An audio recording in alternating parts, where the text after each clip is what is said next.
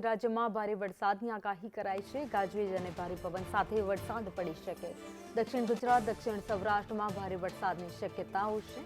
સુરત, વલસાડમાં ભારે વરસાદને લઈ ઓરેન્જ એલર્ટ અપાયું છે, જ્યારે નવસારી, તાપીમાં પણ ઓરેન્જ એલર્ટ આપવામાં આવ્યું છે। નર્મદા, દમણમાં પણ ઓરેન્જ એલર્ટ અપાયું છે। તો જૂનાગઢ, અમરેલી, ગીર સોમનાથ, ભાવનગર, દીવમાં ઓરેન્જ એલર્ટ આપવામાં આવ્યું છે। ઉત્તર ગુજરાત, મધ્ય ગુજરાતમાં છૂટોછવાયો વરસાદ પડી શકે।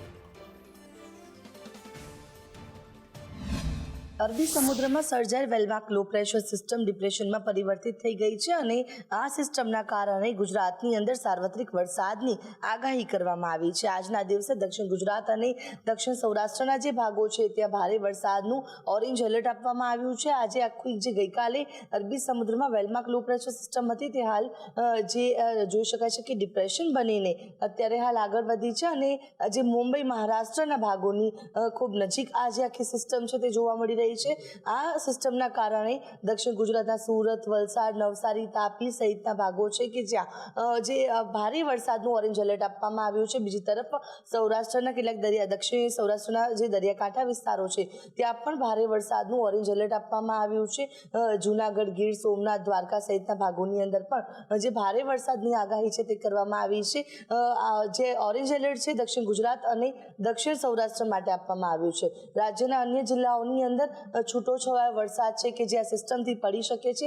આજે અરબી સમુદ્રમાં સર્જાયેલી આખી જે સિસ્ટમ છે તે હવે ધીરે ધીરે આગળ વધી રહી છે અને તેનાથી ગુજરાત રાજ્યની અંદર ભારે વરસાદની આગાહી પણ કરવામાં આવી છે। ત્યારે જોઈ શકાય છે કે આ જે આખી જે સિસ્ટમ છે તે ધીરે ધીરે આગળ વધી અને જે મુંબઈ, મહારાષ્ટ્ર અને દક્ષિણ ગુજરાત અને દક્ષિણ સૌરાષ્ટ્રમાં તેની સૌથી વધુ અસર છે તે જોવા મળી શકે છે, કારણ કે જે આ સિસ્ટમનો ઘેરાવો ખૂબ વધુ છે, જેને લઈને ભારે વરસાદની આગાહી પણ છે કે જે હવામાન વિભાગ દ્વારા આપવામાં આવી છે।